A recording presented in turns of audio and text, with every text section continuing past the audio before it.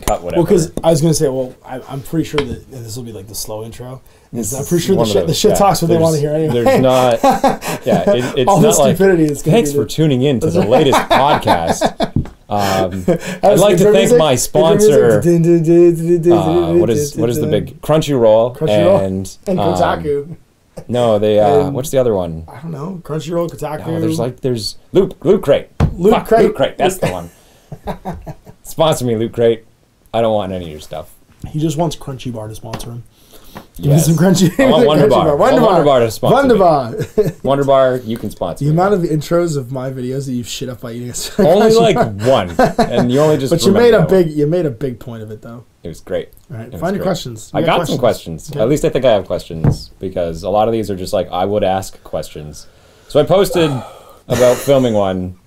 And I was like, let's do a Q&A show. Would you have any questions? And then I said hypothetically as a joke. And then the response was yes. You fucks. Then what was the questions? But I actually got a few. I'm not going to read your name off, but you'll know who you are because there's only like a bunch of you on this list. If you want to see who he's asking, you just go to his Facebook page and look at go to Game with the Cooler. Facebook.com/Game with the Cooler, and you can see all the questions being done up.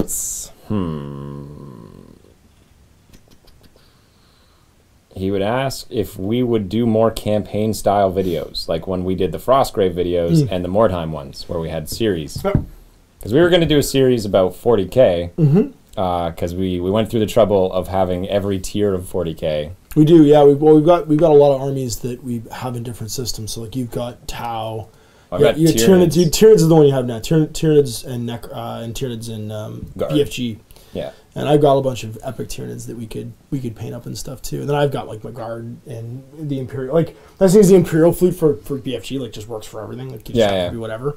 I got my outfit. Because we were gonna do like a planetary invasion series of videos where it would be like you do like the Battlefleet Gothic battle. And planetary landing, or better yet, you do Shadow War first, as like the advanced forms or something like that, and then the Battlefleet Gothic, then like the epic, and then the 40k or vice versa. So whatever works narratively, you just link them all together and do different videos. Yeah. The thing we have done recently though is we did a big Relic Blade campaign. That was really cool. That was a while ago. That wasn't that long ago though. It was a couple months. Oh no, it's been a couple months. I know, but it was this year. Like when I think of Frostgrave, I'm thinking Thaw the Lich Lord. That was like 2 years ago. That was a while ago. That was a long time ago. And we tend to get inspired though when like a cool thing like that comes out. I think he's also referring to though like just like ongoing narratives. So like even though we did that in Mordheim a lot too because we'd have like characters that hate. But we do it in Frostgrave too, right? Yeah. Like even though it wasn't Thaw the Lich Lord, like there was Red was in forever. Yeah. And then even that, I brought off characters from those groups to make It's true, we did to make new, because Junior took over your warband for the dungeon Beast one. Lord. The dungeon one. Beast Crafter. Beast Pits. Breeding Pits. There you go.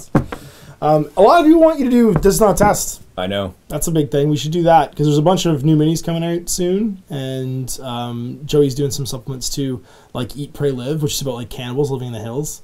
There'd be a bunch of cool things we could do for that one, and it's a lot of fun too. We've got everything to do. It's super popular. It's been picked up by everyone. What, has it? Even those people that don't play other games than 40k. I gotta get on the bandwagon. God damn it! It's super popular. Yeah. Oh, it's a great game though. I mean, it's got everything you like too. Cause it's got like character design and crafting and like all that stuff. And it's got a really great post game. It's got the Wasteland Exploration deck, so we could like make a custom exploration deck where like you have encounters in the post game. Like there's actually like you send a guy off and things can happen to him. It's dive down the well. Yeah, I got exactly. It's more than that. Find an active tank and you have to try and like turn it off for miniguns. You stuff like that. What's the next one? Are we excited for Horus Heresy First Edition?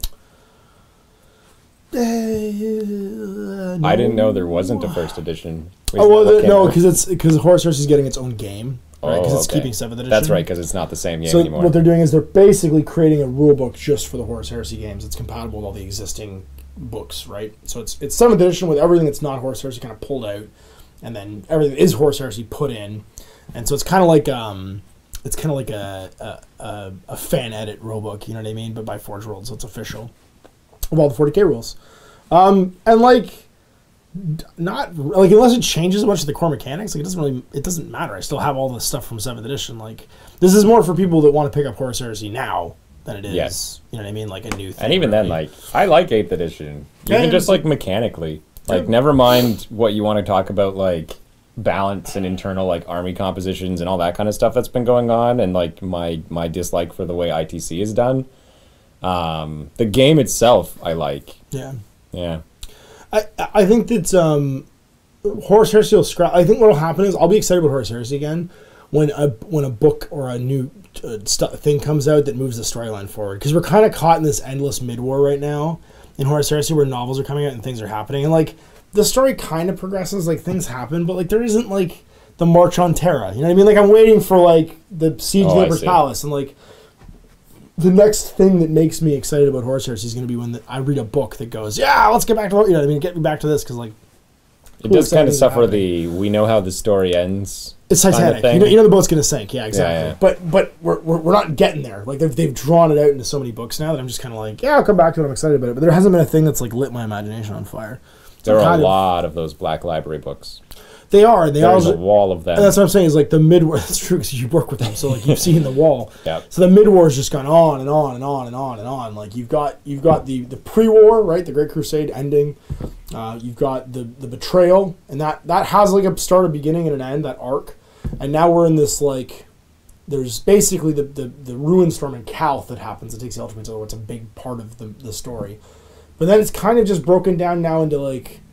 It's that thing I hated about Wheel of Time, where you're jumping between all these tertiary characters and you don't really care about him anymore. It's like the Riverboat captain doesn't matter. I don't care about him. I don't want to know what Tom. No one cares what Perrin does. No one cares what Perrin does. His girlfriend and his other girlfriend. Right. Didn't they all have a girlfriend and other girlfriend and other girlfriend? No, like, only Matt had one girl. But there was the Empress. Oh, she had the Empress. That's right. Yeah. He had the Empress, and then Perrin had like 6, and Tom had Perrin had 2. He had the Hawk and the Falcons. I didn't even finish them. And then and Rand had his 3 girlfriends. That's right. Who he married all 3 of them. He married all 3 of them. Oh, that book was so weird. I couldn't I'm not wearing my polygamy shirt. That's right. Your Pilsner shirt. That's right. Yes, my polygamy stout.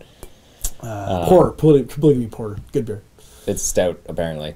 Oh, they probably make a start. The one I had was porter. Okay. It was a porter. That's what's on the shirt anyway. Yeah. This is Belgian white. Questions about like we should really be. You know what we're doing? We're doing like almost like a Doug and I don't know what you're talking about. Tom and Doug McKenzie. We should be doing it's an SCTV thing. We should be wearing toques. Is what I'm saying, because we're Canadians. Anyway, go on. I do know what you're talking about. Yeah. I do know what you're talking about. The toques made it. The half of one person's name. Jeez, Doug. Should be. Have you seen the thing with Doug and that other guy? Doug McKenzie. Fucking maybe. Oh jeez, we should get some earmuffs and some toques and just like, oh jeez, let's answer some questions from the mailbag, eh? There's not really that many more questions that I want to answer. In Canada. Most of them are like, I would ask questions. Yeah, those would be great. And then they want stories from like tournaments, but.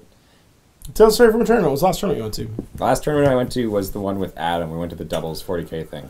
And I played the singles in that one too. 40K Classic. That's the last ITC event we went to. Oh, did they use ITC rules for yours? For doubles? Yeah. Did they? Yeah. There's a few like mechanics that I didn't realize, like that it was combined victory point, like command points. Like we shared a pool basically. Oh really? Wow. Okay. In hindsight, if I had realized that, I would have just built this ridiculous command pool like sync and let Adam's guys just rampage, because I'm like I can get like 16 in 1,000 points with guard. This is so cheap. You take a brigade, you get 9. You take a brigade for 9, you get 3 base plus you bring Creed for 2. Yep. So. That puts you at There's 14. I'm sure you could slip something else into the side. I think the brigade is like 600 and something points. Like, that's right, because you're just taking infantry squads to pad it out, basically. Well, you take infantry squads, you take scout sentinels, you take whatever cheap elites you need. You take officers because they're 20 points. And, you bring company commanders for 30. Yeah. And then is there a strategy now where you can mob your infantry squads up again? Yeah. Oh, yeah, that's there is. So good. You combine your squads. So when your weapon teams. So who cares about conscripts? You can actually make big blobs of. I think there's like a requirement that it's up to a certain number. Well, they cap most things at 30, but like 2 squads is 20, right? So like yeah, the old one was 3 because you had 3. The old 5. You could bring. What was the old 50 company? guys. It was 5. That's right. Yeah, it was 5. The company it was a command squad and then 5 infantry squads. Right. It was a platoon. So you could bring 5 guys mobbed into one, and then you'd fill the middle of it with commissars and officers carrying power weapons. And infantry teams. And then you just bash that against the enemy's army. So like you have all these characters mixed into the middle of this unit. Like they would join the unit, and then the unit of 50 of them would hit the enemy, and then like out of the middle of it would come this like wall of power swords and fists. And just pile in and start stabbing people. Yeah, and then you couldn't fight back because there's so many like blobs of dudes just hanging out. The commissars would never let them run, and so execute another sergeant. There's 5 in there. Just kill another sergeant. Just keep killing plebs. You didn't have to kill sergeants. I think you had to start with sergeants, and then when you're at a sergeant, you just killed plebs. Because it always had to be an officer if you could. Either way, that leaves you with 46 more plebs. It's 45. Well, and you can't just kill the officers either because they're characters, so like you'd be safe. Yep. You only need 1 commissar. Yeah, at tournaments, yeah. So that was the doubles. It was all right. I played an ITC event. I've played ITC events, but I realized that they were not really well run. I knew at the time they weren't well run, but then it kind of like this one really showed me all of the rules and how the mechanics and how they want it done correctly. Yeah. The 40K Classic was a lot of fun. It was if you guys haven't seen it, I streamed the whole thing. The singles was a lot of fun. We had like 40 people. I thought it was really good. I actually really like the combined arms ITC missions because they make you play for more than just kill each other. The objectives of like grab things and then kill other people. Yeah, it was a bit. Well, because there's still a primary, and the primary still matters. So you have to keep your eye on the primary the whole time while you're also running around a little bit and doing the secondary. But because almost half secondaries always kill something, it's not a bad. Like it's not like I can't do it because it takes out all the crazy maelstrom stuff of like. I actually realized it's a kill a psyker, kill like it doesn't matter. It's a negative to my sniper teams because they give up those kill units really easily because they're just 4 guardsmen in flak armor, and so they're 4-3. They're 4 because your command squads. 4, taking command squads. That's right. I mean, you could probably get away now with bringing like special weapon teams or even just a sniper in every squad, because when you have the Cadian, you make up for the fact like you go to the 3 to the 4. But you're cheaper, and you can reroll everything. Yeah, you roll everything with an order. And you're gonna have a guy hanging out who's giving them that order. I forget what it's even called. I think it's take it down. Take him or take it down. It used to be take it down in the old days. Yeah. Or bring it down. It was like the anti-tyranny. It was always a picture of like. There was 2 versions. One that hurt tanks and one that hurt infantry. But they've gotten rid of both of those and made them combined into one thing, basically. No, because there's still another one to do wounds. No, I'm just saying is the to hit one. It used to be to hit tanks or to hit infantry. Now it's just to hit. And the other one's to wound one, which I think is take it down. Actually, that's probably. Take it down is the one where it's shoot them where it hurts. Yeah, shoot them somewhere it hurts. To reroll ones to wound. Yeah, the new guard are pretty fun. They are fun. I had a lot of fun playing my Alpha Legion actually because the new Forge World book for the Heretic Astartes means that you can take. There's not the same restriction there's for the regular Astartes, so you can take all the relic vehicles, and they're not relic. Because like the regular one is you have to have one regular thing for every relic thing. Okay. So the regular Astartes can't really take a lot of Forge World stuff.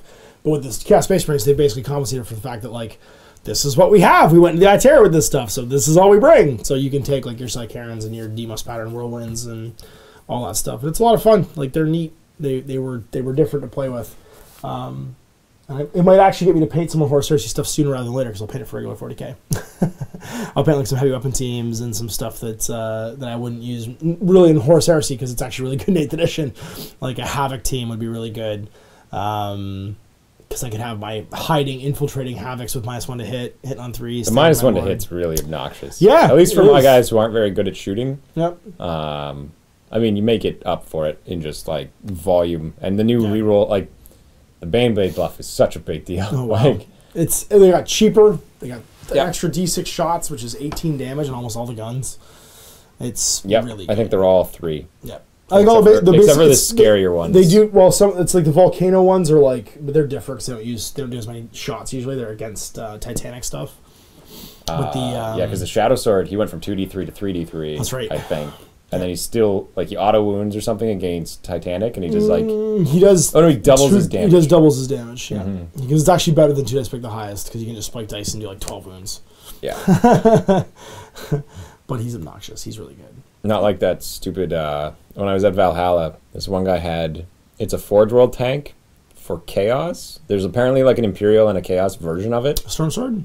The big is one of the Horus Heresy ones. The big like. It's not a Baneblade. It's some weird looking like multi-barrel on the front kind of thing, and it wounds against your leadership, and then it's -5 to your save and does 2d6 damage, and it shoots like 4d3 times, hitting on 2s. It's a Marine thing? Chaos Marine and Vanilla Marine, I assume. It must be some kind of heresy thing. The Vanilla one doesn't wound against leadership. The Chaos one does. Huh. And it's strength like 14 or something like that. And so it's basically always wounding you, and you have no save against it, and each one does 2d6 wounds. Wow. And like I played against it with some Land Raiders, and I lost a Land Raider every turn. Oh, I'm sure. And I couldn't hurt it back, because it was like toughness 10 with like this, and this. Yeah, and I'm like, all right, well, that was I'll drive into the gate and die. That was my game against the Knight Porphyrion and the Atropos Knights that Dan has over at Max Aggression, where he got perfect dice and his Magma las cannons that are damage 6. I played against them. Damage 6, 43 shots. He dropped quad 6s for his shots. Ogre Force 1. We beat him to death with sticks. That's right. Yeah, you beat him up with sticks. Yeah. Well, that's what you have to do, but like, because you can't even Overwatch with them either. So like, you just go in and you just Overwatch with his crappy las cannons. Doesn't hit you. Oh really? Because he totally Overwatched with the big guns. You can't Overwatch with them. Well, it didn't save him because Celestine was like, no. No, I don't die, and then everyone else follow me. I know it was bananas, that thing, because it just removes a big thing every turn. Because 46 strikes 16, minus 6 to your save, 6 damage. It's just like, because you played it probably with your knights, right? I did, yeah. So it was like 4 wounds got through on my knight dice, and he's got hits on 2s and wounds on 2s with a 43 shots. So on average, he's rolling 8 shots. So he murders me. He can't miss, and I can't. Yeah. I have to make 5+ invul saves, and if I fail 1 or 2, I'm dead. My solution was have too many targets. No, that's you just target. He'll get swat. Like if he plays against a normal army, he'll get swat. If he plays against vehicles, he'll just get murdered, or he'll just murder them. Yeah. Guard tanks, maybe even kill him. Well, the new guard tanks. The old ones wouldn't, but the new ones might. The double tap. He can't divide his. I'm just saying he can't divide his shots fast enough to kill them, right? Because they're so cheap compared to his 800-point guy. Wow. 4 Russes. He's not going to kill 4 Russes, and they're going to take big chunks out of him. Yeah, 4 or 5. Yeah. It's got 30 wounds, but like a couple battle cannon hits a turn. It's going to start driving 4s, wounded on 5s. Wounded 4s. Does 8? I thought it was 9, the big one. No, it's just 30 wounds. 30 wounds. 30 wounds through up save. Yeah. Yeah, maybe. I don't know. D6 shots. What you said? So let's say 5 of them. You have Russes. He'll kill a Russ a turn, but if he divides his shots between guns, he might not kill a Russ. Right? He has to get 2, 3 for each one, because then it's 2d3 shots. I think he kills them all. The new Russes, no, but the old Russes, I think he kills them all, because they don't have the reliable hitting power to actually. Oh no, I'm saying the new Russes, not the old Russes. Oh okay, yeah. Old Russes are garbage. Yes, old Russes don't get used. Yeah. The double tap makes it like. It's not that they were sorry. I shouldn't say they were garbage. They were super unreliable. You had to get hot dice all the time. It doesn't even be competent. Because the problem was they were 50-50 to hit with 1 dice. So like... Because you roll high-low. The difference with the 2d6 shots is you can curve. You get an average of 7. You can reliably get 7 shots a turn. So like, as soon as there's a curve... You're like, okay, I'm going to get 7 shots. I'm going to get 3 or 4 hits. And then I'm going to get 3 or 4 wounds. Because I'm wounded on 3s or 2s. Against a lot of the targets in the game. And then now you can run things like the different types of Lehman Russes with the different regiments.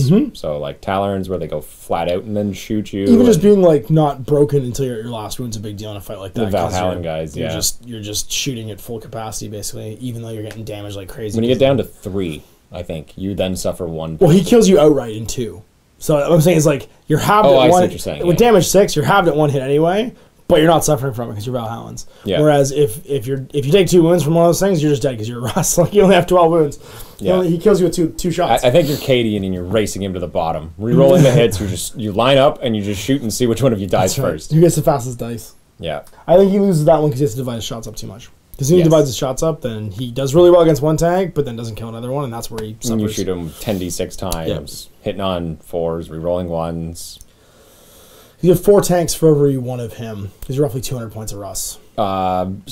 Plain battle cannon Russes are like 150 and change. Okay, so you've got... The reason the last ones we played were because I brought command tanks. Yeah, you get 1 extra one then. Because you get 5. It's 750 for 5, and he's like 780 or something like that for the Porphyrion. They'll be around there. They're like 157 or something like that. Base. With a heavy bolter on the front too, I suppose. So which does something. You're throwing out 15 it's still heavy 5s shots. to wounds. Like he's not tough as 10, right? So he's still 5s to 10. You'll chip him because he's saving on 4s. So if you're doing 15 shots with that thing, you're hitting with 8 of them. 4s, rerolling the 1s. With 3 of them, he's taking a wounded turn from them. Yeah. Right, maybe 2. A wounded 2. which on 30 wounds, 6 turns adds up. Well, you only have 5 turns. Because there's only 5 turns in that game. That's true. Maybe less. And he'll kill you. Probably 3 turns. Depends on how fast it goes. Because you've got the capacity to do... If you're doing 5, you're doing 35 shots a turn. You're hitting with 18. You're wounding with 9. And he's saving 3 of them. So you're doing 63 damage to him a turn.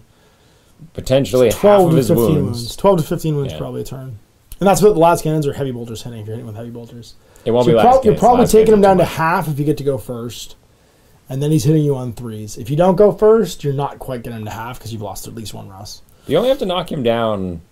He's not a halfway to get crippled. He goes down at like 10 wounds and then at 20. He actually drops a little bit. Yeah, he drops a little bit at 20 6 or something like that. Yeah, because like he's got 4 levels instead of 3. He's like so many wounds basically. And he only hits on 3s. And you're not Titanic, so he's gonna +1 to hit you, which is nice. Yep. And then you could just drive into him with something like just send the ogres.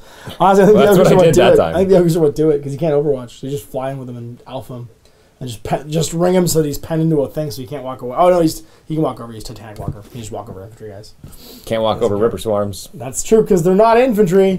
Yeah, they're great. They trap the big tanks. They trap the walkers. Logic blind spot. Yep. And if you're playing against your opponent's knights and they're trampling all over your Tyranid army, you deep strike your Rippers all in a big ring around him, and you're like, "Okay, you stay, and you can't get those objectives over there. You can't walk away. You have to kill all of us." It's obnoxious. Yeah. Yeah. Game in the rules. You can make that even more obnoxious. They stick to them like bubblegum. Where you're like, they all deep strike in, and the Swarm Lord comes down in a pod. The Swarm Lord tells them to move in the shooting phase. And they walk right up against him and they don't charge. They don't fight him. They just sit right beside him and wait. That's right. You're like, you have to deal with us. Sorry. Sorry. Welcome to Rivertown. It's squishy around here, but you're not going anywhere. Yeah. Do you have anything else? Any other questions? I don't know. Probably. Good. We're rambling now. Yep. We've gotten to that point. That's what they wanted. That's true. That's true. This is most of the conversations we have, by the way. It's true. Our after-work conversations typically tend to be breakdowns of either what we've just done or what we're coming up on and doing. Yeah. And it's funny because we're playing a bunch of board games recently, actually. You just played through all the Dark Souls stuff, which was cool. A little while with Jacob. I played 2 games of Twilight Imperium the other day, too. Oh, my God. Over in 48 hours, we played 2 games of Twilight Imperium with I've never actually seen people. a game of Twilight Imperium finish, so that's impressive. That's because you just play with bad people. I don't. That's why we I should play with average people, and I never want to play it. I brought people in who didn't know how to play, and we taught them how to play, and one of the new guys won. Wow. Up from this, if you want to see me lose my mind playing Twilight Imperium, because who would we get? Who would we get to play Twilight Imperium? You, me. Yeah, I don't know. I have some friends who would play. Like my buddy Shane would play. You can't get any of them anymore, guys. Cause no, you can't. Josh might play. Josh played Chris the last time. Actually, Josh played the last time, so he would play it again. I'm sure. Chris could probably do it if we just read him the rules out loud. No, it would take you forever. He'd fall asleep. He'd fall asleep. Yeah, he'd fall asleep. But Josh played last time. He was right into it. Was he okay? Yeah. So we could get like 4 people. I have my buddy Jacob played. So we can like 5, and like you can play a game of 5. 5's a solid game. Which one's that? Other one. Is it Starfarers of Catan where you have to shake the little spaceship? I hate that game. I don't know that one. I know Eclipse is the other version of... it's the less oppressive Twilight Imperium. Right. Twilight Imperium is so oppressive. I like it. There'd be so much betrayal, though. There's always... That's how you play that game. Endless betrayal. That's the whole... Like, you got to break alliances and then remake alliances as things go on. Where you're like, okay, so I had to kill you. Forgiveness. And then be like, well, I know we've been killing each other for a while. But it's really not efficient anymore. It's in our species' best interest. We have to fight the other guy. That's right. It's in our species' best interest to do this. This is how this has to go. Yeah. And then there's always that one guy who's like, no, you can't. You attacked me, so I have to fight to the death. And you're like, why? We could just not do that anymore. How could we logically break it up? Because we have to break it up into like turns. Like, because we couldn't do it as one video. It'd be like the most obnoxious video to watch ever. People would just fall asleep. It'd be like 5 hours long.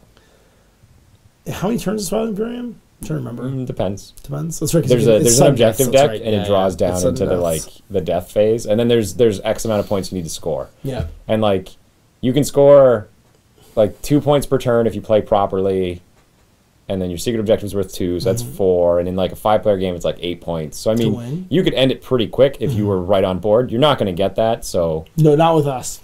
Not with anybody. Like, not with anybody. Really. It's hard to do. It has to be like professional Twilight Imperium players. There was one I really wanted to get into that I just actually recently said I got to try and get a hold of. It's Mountains of Madness. That one looks really good because it's co-op.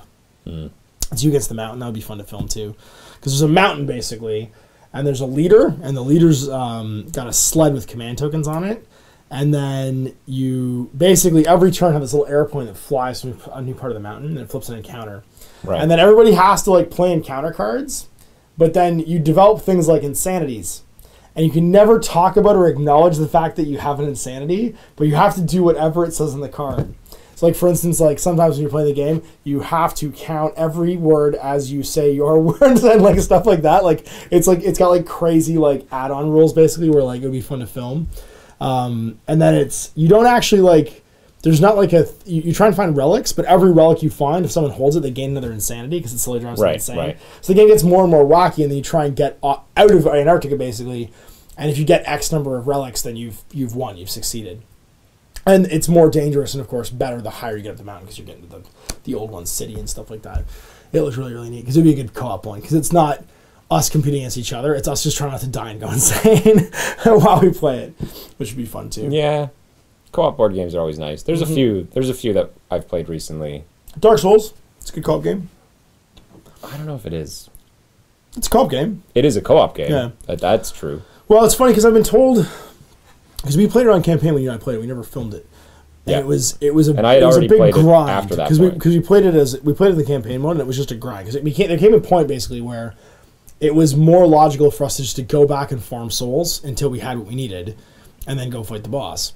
Yep. In the regular game, it's an arcade mode. There's the campaign game. You're not supposed to play it that way. You're supposed to play it. Well, you can play it in that game though. Like that is the idea. If things get too difficult, you can just kill a bunch of stuff, get more souls, level up, and go get. But you can't buy sparks. I see what you're saying in the board game. Right. So like in the regular game for Dark Souls, because you can't buy sparks, you can't come back to life. You can't constantly recycle and come back to life.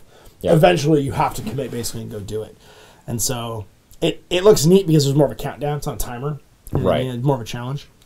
But it gets infinitely harder, I think, that way, too. Yeah, because the issue is the mechanics don't lend themselves to the way the game works. Yeah. So, like, while it's punishing and all these things, you can't become a better player is the problem. Right. I think that's my issue with it, is that there's no way to be a better player.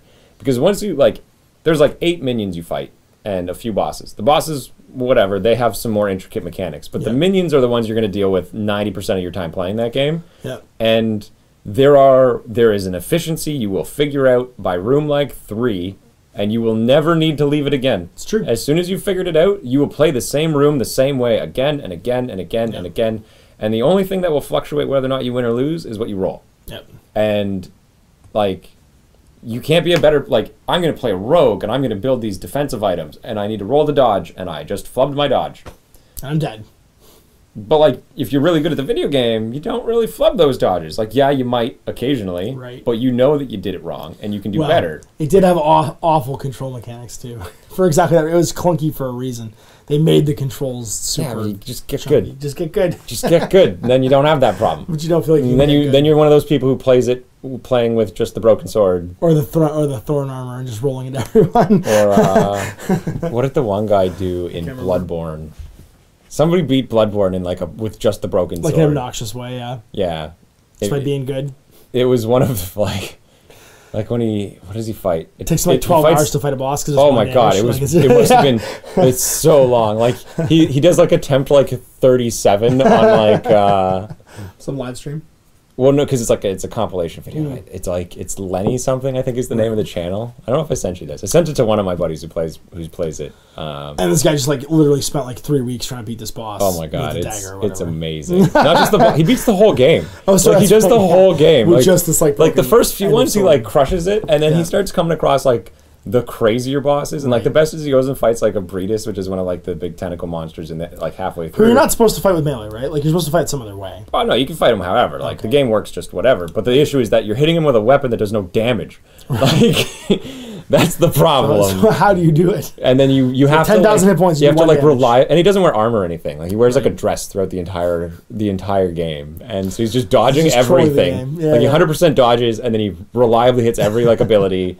And wins the game that way, and playing on the super comments hard mode. the comments were amazing on that video. They were like, I just watched a person kill a Breedus on first try with a dagger. I haven't even beat him. Like that kind of thing. The minds are blown. Yeah. Anyway, that's video games. What are we here? Intro stuff to 9th Age Infinity Frostgrave. Intro to 9th Age? They're getting ready to launch their new game. Like an actual game. Like as opposed to like... But I saw the stat lines. It just looks like fantasy. It's got the same stat line stuff. Yeah. Intro to Frostgrave? I don't think you really need an intro to Frostgrave. I did that in my first video, and like, it's such a simple system. Like, they just oppose D20s. How about Infinity? We've done that though. We did that. Remember we did. We did the Red Veil. Yeah. We did Let's Play Red Veil. We did the whole thing. We did all the core mechanics for Infinity on. Did you see the thing that Infinity's too difficult to film because we always make mistakes? Who said that? There's a big thing on one of the. Let me bring it up. Okay, someone's mad. It was like this huge thread on one of the Facebook pages. Oh, okay. I didn't get tagged, so I didn't see it. Yeah. I just said that we should cancel all Infinity videos. I was like, I agree. Let's abolish the abolish all Infinity videos. Yeah. It's funny though, because like I don't think it's possible to film a game and have it be perfect. I've never seen a game filmed that didn't make a mistake in the rules. Just because like when you're filming a game, you can't play both sides. Just to finish the point though, Oh, his other point was basically, is there something wrong with the game if you can't play it? Oh yeah, here you go. 415 comments on this little thread next to the one that had 9. Nice. And it was basically. I'm just going to read it. Sure. So, in an effort... Oh, wait, let me open it so I can read the whole thing. Right. So, in an effort to learn how to be a better player, I asked my local group if there was a video channel, YouTube, Twitch, or whatever, with people playing Infinity right, a.k.a. not getting the rules wrong. And apparently there are none of those. Now, I agree. You're not wrong about that. That's true, yeah. And then the conversation moved on from that. Even experienced players get rules wrong. No one knows what every ability does. Isn't it time that this gets acknowledged? If the cognitive load of Infinity is not bearable by a human... Shouldn't we demand that it get lowered to a manageable amount? I don't think that's the case. There's two things that kind of make that impossible. One is that rules change over time. So like we can film videos that'll be 2-3 years old, and like the rules will be wrong, but they're not at the time. You know what I mean? We've had that happen before, where like stat lines change or core mechanics change. Like for instance, any video that I filmed with my Neoterra between 2015 and Human Sphere N2, I play wrong because I coordinate all my Oxbots.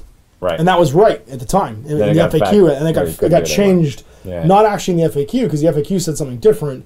Human Sphere N2 came out and removed that ability, so you couldn't coordinate G-Sync and the helper bots and stuff, which just G models. It was G-Servant, G-Servant, G-Sync. So there's that, and then it's just one of those games where like you rely really heavily, especially when you're filming it, on your opponent's knowledge of his army. Well, because like I don't know what everything in your army does. You know what I mean? I know what my army does, and I'll make rules calls based on what I'm told. But if someone forgets they have a visor, forgets they have mimetism, and I go and add up the mods, they were referring to like fundamentals, like interactions between holo echoes and stuff. Yeah, and like, I mean, those are rare though because they don't come up as often. But my bigger argument is like, find me a game that isn't filmed wrong. Yeah. Like, you think Infinity is the unique, like, is the special snowflake in the everyone plays it wrong? Every War Machine game has something wrong in it. Every War Machine game, they had a major ruling that went wrong in their last tournament. Yeah. Every 40K game has, like, I forgot this, I added that, whatever happens. Like, oh, that's not how this interaction works. And 40K is pretty, like, it's gotten a lot brought down. You can get the book down to 4 pages. Your game 12 pages, yeah. Well, no, 12 pages, 4 pages in the other one, wasn't That's it? True, yeah. 4 pages in... Bet you Age of Sigmar has problems when people play it. Like, I don't know how these two abilities there's also the fact that there's some things that don't have clear answers, and you have to make a call, right? Like in some of those games, in some cases, if somebody doesn't have an FAQ yet, or you come to a new interaction, and sometimes you have to try and arbitrate what the resolution is. So, like, I can't remember there was one... The other problem is that like different gaming metas establish the rules differently. Yep. Like as someone who's gone and played in a bunch of different regions, the same games in different regions with different people, there are different interpretations for how rules should work. That neither is wrong. No. Like there's a solid argument on both sides for why they believe what they believe. Correct, yeah. And yet your group is like, no, we don't play it like that. And their group is like, well, we play it like this. And you're gonna come across that. So if like Just do the best you can. It's what are you going to watch those videos for? Like, if you're looking to learn the rules or to learn the tactics. If you're watching a battle report to figure out the rules of a game, unless it is a like I'm going to teach you how to play this game battle report, you're not going to figure it out. In any of them, like at least not the way we film it, and not the way most people. Most of the largest things outside of, like I said, the like I'm going to show a let's play. Like this is how these rules interact and stuff like that. But like just to play a game and just sit there and watch those. I think the only time that I would be in agreement with the whole thing of like, you know, this is you guys made a mistake is if you're building a tactic around a wrong rule. You know what I mean? Like that's where like you have to go and fix that kind of thing and talk about it. Like, hey, I really think this works this way, and I'm going to build a tactic around it. Like let's say the ogre thing right now in 40K. Yeah, exactly. Like, where like your save rules is written that says it adds saves. So if I do this, this, and this, it does this. But like for instance, if you watch any of my Yu Ching videos and you don't learn about how smoke and visors interact to like mod stack against people, that's a pretty core fundamental rule. Where they're like, is it really that? I don't know. There's 500 comments. Because that's one we use so often that we typically get it right. Like that's the thing. And, like, and there's weird parts about that one too. Like there's no penalty to dodge, but there's penalties to shoot back. Like there's what is out of line of fire, what isn't out of line of fire, and there's some conventions too, like or FAQs where there's things we don't do we could do, like for instance shooting people from the back with super jump, which is an obnoxious thing because it's all about declaring that is a intent, technicality that you can get away with. It's been ruled that it's this way, but like you can super jump up so you can see the top of the back of someone's silhouette. Yeah. And like the math is a large enough cube so that it counts as being in line of sight. But because your line of sight starts halfway across your base, it doesn't cover the back cone. That's right. You can technically see the back of their cone from above without actually crossing that threshold where the front can see you. So they can't see you, but you can see the back of their head, basically. Yeah. And it means that they can't from the ARO. front. You're looking at like this part, so they can't see you looking up, but you can see the top of them from above. And that means that they take unopposed hits basically from super jumping models, and it's just not fun. Like it's not a good interaction, so we don't do it. And you actually you could change facing, I suppose, because if you turned it like sideways, but then they just get you from the side. Well, ironically, you could alert. That's all you could do, is you could alert after you get shot because you can't declare an ARO because you're not in line of fire. So like it's because you're not. It's funny because if you did the same thing, shooting them through a smoke cloud, they would get to ARO. Right. Even though it's out of line of sight. Except only with a dodge, they wouldn't be able to shoot back because they technically don't have line of fire to you because they never gain line of fire because you're shooting at their rear arc. They can shoot back. They can dodge. Oh, they can just dodge. They dodge at no arrow. -6. It'd be -6 because of the smoke. Yeah, that'd be it. Shooting them. Oh, sorry. You couldn't. No, actually, no, because technically they're shooting you from. No, this is one of those weird interactions where they would be able to dodge because you're in their front arc, but you're shooting them in a spot where they can't see you. It's such a weird confluence of rules. Because the reason you can dodge with no penalty is it's not at a line of fire because you're in the front arc. That's right, because you're still in their line of fire, but you have zero visibility. But you have zero visibility. It's such a weird piling together of different rules. So you could dodge them, but you can't fight back. Yeah. And they can just shoot you in the head. And they can just shoot you in the head. And so it's funny because I would let someone do that to me in a battle report, but I probably wouldn't do it myself to play someone with because it's just one of those rules where I'm like, it's not a good way of doing the rules. And luckily it doesn't happen very often because there's not a lot of super jumping. And not a lot of people think about that kind of stuff. Like, and that's the thing about Infinity versus like a lot of the other games is the way models personally interact with each other is a lot more complex. Like the way you can respond to someone else changes a lot in ways that other games don't have. Yeah, we had an interesting one come up this weekend in a tournament where I forgot that anytime you target something to do something, so for instance, if you want to open a console or a crate, it's an attack. Yes. Which means you can't do it when you're in retreat. So even though there was literally an objective, a supply counter, an inch away from the guy... You also can't do it if you're flash pulsed. That's right, because it's an attack, because you can't make attacks. So anytime anything's tagged attack, you can't do it. So even these like non-combat things that you don't... You have to be really cautious with these labels. When you're... What are they called? When you're... blind or in retreat or any kind of what do they do? They film the journalist guy. Oh, your Warcore. Whenever your Warcore flash pulses your guy, and you're like, whatever, it doesn't do anything, and you go to push the button, you can't push that button. Can't push the button, exactly. Yeah, he blinded you. And that's an interesting it's one of those things where you can't coup de grace. No, you can't because you can't target anybody. Coup de grace is an action. It's not described like that. I remember it has the attack tag. I'm pretty sure. Well, let's look it up. Because I think I'm right. I think it has the attack tag. Because it targets a model. Anything that targets anything has the attack tag. Let's look it up. Infinity Wiki. You can't step on necks, I'm pretty sure, when you're blind. Although it would be really funny if you can. Infinity Wiki, and then coup de grace. The cut of grace. Because I'm pretty sure the wording on this one is... It'll just be if it has the attack tag or not. Short skill. It is attack. No roll. So you can't do it. CC attack that doesn't Sorry, bro. require a roll. Yeah. All right. Because it's one of these things where there's little tags on all these actions, and you don't think of them as being attacks, but they are. So, yeah, it's a complicated game, but it's not a heavy game. And I think there's an argument for why it's not so heavy, and that's because everything shares a common pool of resources. If it didn't have a universal table of weapons and a universal table of skills that everything's pulling from, it would be a lot more weighty. But I think when you get to other games where every card can have something different on it, and they're all different, and some of them are all the same too with different names, that's where you get that information overload. I find Infinity tends to be complex only in its interactions, not in the individual rules. The core mechanics are actually really simple. It's the way that all of the millions of different orders interact and the tags interact that you have to understand. And usually you can understand it more just by walking back. I think the problem is during a game, you're having an interaction with your opponent, and that seems to take like precedence. You're not going to waste time looking stuff up or double. Do you think that's what they intend by the attack state so it's stunned is the effect. It's not blind. Yep. But I brought it up, and so like I'm on the wiki right now, and then if you click the troopers in this state cannot declare attacks, and you click attacks, it brings you to BS attack, not to attack. Yeah, but attack, when you go to the anatomy of an order, attack is a tag. Anything with the attack tag, you can't do. Right. I'm just saying, do you think the intent is to be attack or to BS attack? No, it's to any attack. Yeah? Yeah, it's any attack. Because you can't make melee attacks either. That's true. Right, you can't make melee attacks. You could make template attacks. You can't do anything. Can't do anything. It's qualified as an attack. Moreover, you're at a mod of -3, except for ARM and BTS. I do think that's something interesting, though, about... Because, I mean, obviously, that comment's more to do with Infinity than it's to do with filming battle reports. Yes. It's a claim that the game is very complex. It's too complex. But I'll be honest, like, there's no miniature game that ever gets played right. You play it at the best of your ability to try and have a good social interaction with the person you're playing with. And as long as each side's satisfied... Nobody has those. I've never seen it. It's because you're not capable of forming any kind of emotional bonds. Nobody has.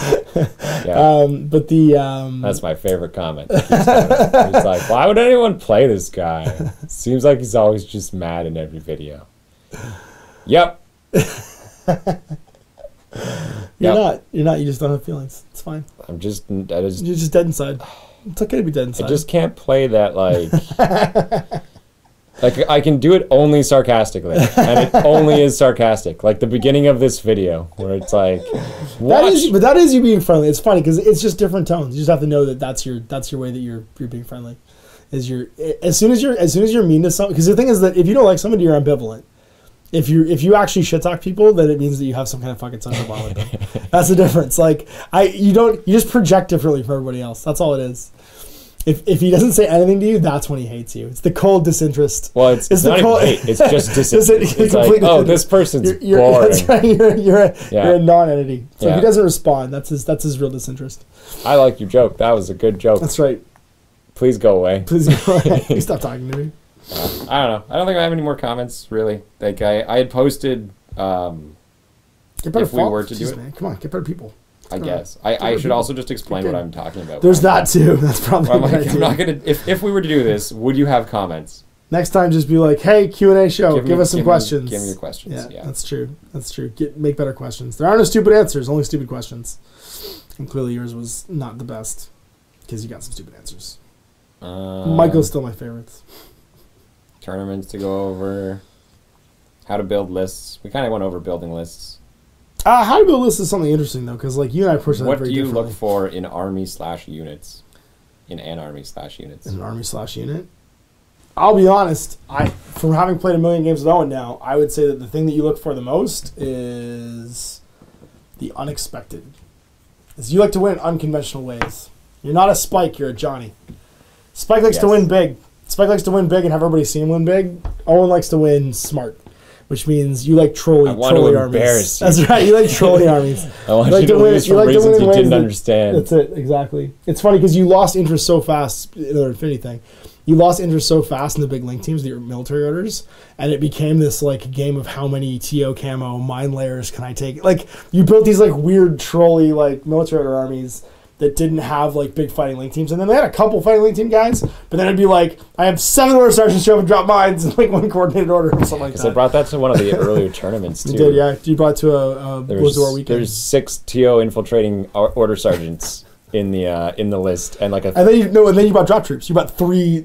Oh, that's right. It was 3 Crusader Brethren, and then 6 and then guys Joni by herself. And Joni was just like by herself. It's like here's my list. It's Joan of Arc, and that's all I have in the list. I think that was what it was. It was something. That's what it was because you tilted. I think you played Steel Flanks in that one game. You just tilted that because you didn't know what was going on. He's like, why is it just Joan of Arc? And then you walked in, and you just kept dropping mines next to everybody. No, there's a few like plebs. I think it was a little bit. I think it might have been 4 and 2 or something. I just remember you dropped mines next to all of like the steel flanks. I know he walked his link team. Like imagine this is the wall, and he walks up, and then the first guy gets to just about to get to the corner, and then my guy who's standing at the corner reveals and puts a mine down while they're all lined up. And I'm like, okay, over to you. And he's like, well, I can't move those anymore. I'm like, for now. And then it's like, just walk out and make an arrow. All right, it's my turn now. Drop troop walks out from behind, shoots you all. Okay, now do you want to do an alert? No? Take the shotgun from the rear and the mine from the other direction. Yeah, those were fun. So yeah, no, you tend to approach building an army with the not obvious power moves. I tend to approach building models or army models. I like picking models and doing that first. I pick what looks neat. And then I try, because the puzzle for me is backwards. I like to win, or at least make competent collections of models that I like. So I like the challenge of taking stuff that people might not take all the time, and then finding ways to make it useful and stuff like that. You like the challenge of what's the thing no one's going to expect in this list that I can do that isn't unconventional, path to victory. What was the whole idea of playing the non-lethal infinity lists? Yeah, exactly. Yeah. How do you challenge yourself? How do you play it on hard, basically? Because initially I took all armies that like I really like the models for. So I was playing with vanilla Ariadna when no one was playing. Like it was all Highlanders and infiltrating SAS and like spam lists, and I was playing with like medium and heavy infantry, and dog faces because I love the dog face miniatures, and everyone learned to fear the werewolves. They're obnoxious. And then no one was playing Neoterra, and I took Neoterra and I started using bolts, and I like the bolt models. And it's just, for me, it's about, I think the challenge is trying to get the best out of what you like, as opposed to trying to take the path of like most interesting path to victory, basically, which I think is what you do. See, but I mean, like, when it comes to other games, like if I'm playing to tournament lists, if I'm playing to win, like when we play, or when I play like pickup games, I play more of like what I feel like playing. Experiment, yeah. But when I go to play and I want to win, there's a bunch of things like, I'd almost say it's math to some extent, but actually like a huge portion of my play, and like the guy made a joke in his comment about whether or not Steve will ever beat me.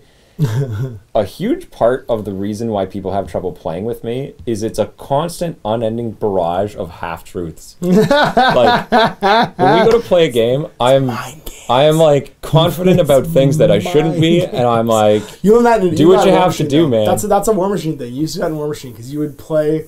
I remember you describing your first game or your first going to a War Machine tournament. You were like, I'm constantly terrified of being assassinated, so I just act overly confident, like I'm going to win it any second. Yeah, like every game you're going to win, and you're going to win big, and like you're never nervous about anything. Units get lost, and it's part of the plan. Yeah. And like dice rolls go bad, but that's no big deal because you had a backup for that. And like you could be out of units, and like, oh well, just pretend it's good. Yeah, that's good. All right. Yeah, I had more. You're doing okay. You're doing okay, buddy. And then like you give advice that's both true and good advice mixed with bad advice.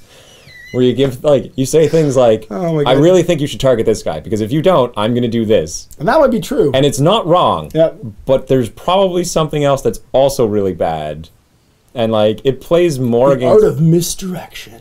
Like, that's why I liked Infinity so much, is because you can play that game really hard. Like, coach your opponent a bit, yeah. What's the whole thing about taking pictures before events? Like, that's right, yeah, because you take your picture for your hidden deployments, but you take like 25 pictures. And I have no hidden deployments. You don't have any actually hidden deploying. I'm like, okay, you turn around for a second, so I'm gonna take some pictures, and you turn up like the volume on your phone, and you like click the pictures, click, and click, then click, like occasionally, randomly throughout the game, like I'll sit back and be kind of sedated while I play, and then he'll move something. I'm like, wait a second, where'd you move?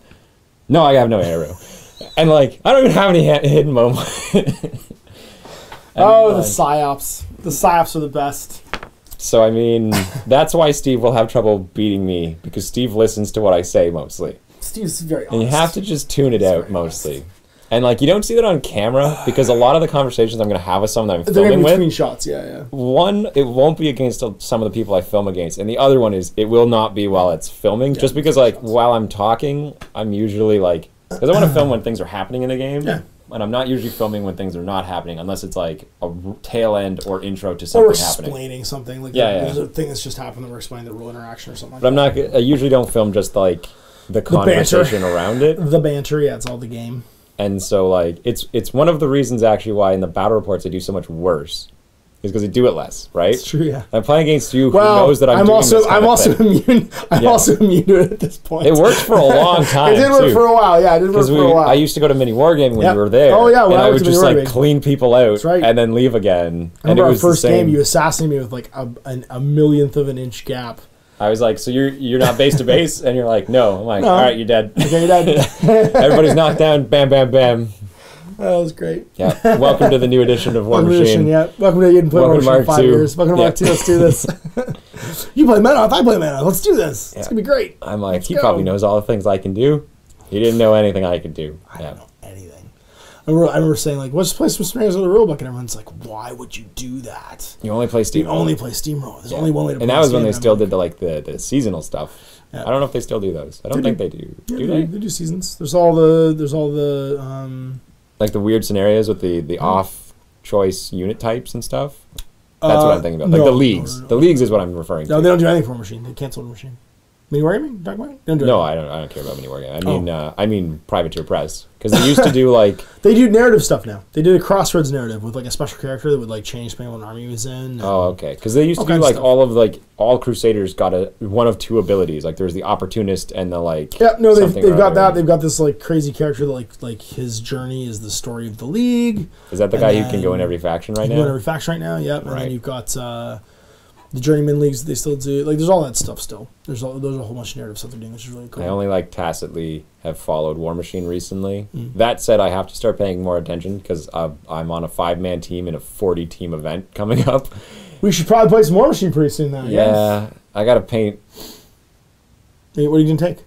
Crix. Oh, really? Oh, cool. Yeah, I'm gonna play the tournament winning. Oh, my God. Somebody posted, like, the tournament winnings in War Machine events, and Crix just, like... right across the top. Really? Like, other ones are up and down. What casters? Is it all Denny? It doesn't matter. Oh. It's just Crix. Like, whenever. Sometimes they dip a little bit, but Crix just wins. They are... If you want to go win tournaments, apparently, you need to play Crix. Play Crix? Which is not the reason I'm doing it. I'm doing it more because I just want... I got them. There's some cool models, yeah. Yeah. I'm going to play Trolls, because I'm a sucker for punishment. I heard Troll. I don't know if Trolls are good. I know when when the new edition came out, I was like abusing Troll players with my. They're getting their CID soon. They're getting their CID soon. Well, losing Tough when they're knocked down is like a core mechanic just changing. And then there's a bunch of things. That was such a okay mechanic. I didn't like it. I think Tough was my least favorite thing in the game for a long time. In a game that's so dependent upon combo combos and curves, Tough throws a bunch of like mechanics, and I didn't like it because it hurt both sides. Yeah, because you got costed for Tough. Yep. And if you didn't get it, you also got statted for Tough too, like your armor and defense. Yeah, Def 12 across the board. Def 12 the faction. That was Trolls. Def 12 the faction. And it still pretty much is. Yep. There's a few exceptions. There's a few. No, there's some speed Trolls now. There's some dudes that aren't like all Def 12. I just want to play them because I love painting them. They're super fun. I painted the starter set, and I've got a bunch of Troll models to paint that Steve Kemp sent me that are super nice. I want to paint the big guy, Mountain King. Yeah, Mountain King. I have a Kraken, I suppose I should paint that. Mountain King didn't suck for a while in Mark II. It was when he was Mat 5, remember? He was still Mat 5, but he got something else. Maybe he got errated. I don't know. I can't keep up with He's way good now. He's super good now. He's really, really cool. But I just want to paint they have like 4 Colossals? They've got the Mountain King, the Glacier King, and the Boatman. That's right. So 3. The Sea King. Yes. The Sea King is amazing. He's so cool. And he's wearing a boat, which is amazing. But I don't think his model's out yet. It kind of makes it funny because I know someone who made a galleon that was made out of a boat. Oh. And it's now... He replaced like the chest of the galleon with like the front of a ship. Just so it's like it's sticking out of a boat, basically. Yeah, and so like it was this big like naval thing, and it had like a sail on it, and it was for like a pirate boat army, like a Sea Dogs kind of thing. Army. I bet he played with a lot of proxy bases. No, it was Jay. Okay. He didn't play with proxy bases. I was saying he's a War Machine player. I know. Well, hey man, it's a War Machine player who customizes models. I mean, there's a top comment on my Company of Iron video where someone was like, I'm going to go stand next to the tree. And he's like, how do I move through the forest? And I'm like, well, you can't move through the tree. And he's like, what? And I'm like, I know it's confusing. It's not a piece of green felt. It's a forest. It's got trees in it because it uses all the actual terrain rules. You can't walk through a tree because it's not a piece of green felt. Is there rules for falling in War Machine? Mm-hmm. Yeah. Yeah, there's rules for falling. There's not rules for climbing, though. Yes. I'm fairly confident that's the case. You can only fly. You can fall off, but you can't fly. And you can fall down. Yeah. So you can fly up on top of a building, but there's no way to, like, unless there's stairs, you're not going up there. There's no way to go up there. There's no jump outside of the jump ability. Yeah. Or like, climbing ability. Yeah. You could not burrow into it or something like that. Actually, you probably could burrow into it.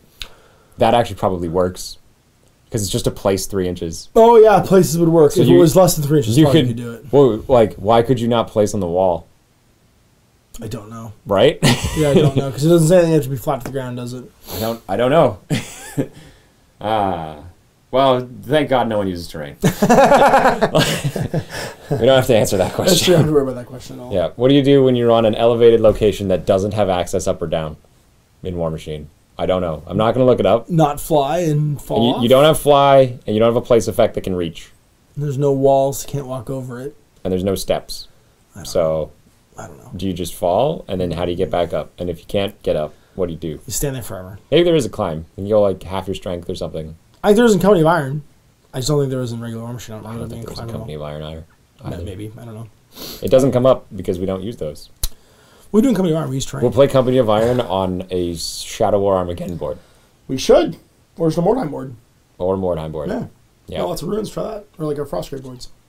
Well, I played a War Machine game in the dungeon set that that's right. Yeah. The Death Ray Dungeon. That's super cool. And we played with like having to open doors and stuff. Yeah. It was a very different game. I actually liked it a lot more. We should play Company of Iron on the dungeon board. Yes. That'd be a lot of fun. You can do like action to open doors and stuff like that. Yeah, you just make it a mission action because the mission action covers everything. You forfeit to do a button. Yeah. And it opens or closes. We should definitely do that. Actually, that'd be a lot of fun. We should see if anyone has a Cephalax because they all live in the sewers and stuff, don't they? Yes. That'd be Cricks cool. could do it too because they're all of their underground labs and stuff. labs and stuff. We should totally do that. That'd be a lot of fun. Play Company of Iron in the dungeon. That'd be neat. This is how things get filmed. We start spitballing. We had ideas like this. This is how everything gets filmed. You just come up with ideas and do them. Yep. We done? I got nothing to say. I got nothing else. I don't think there's any questions. Stop! I don't care.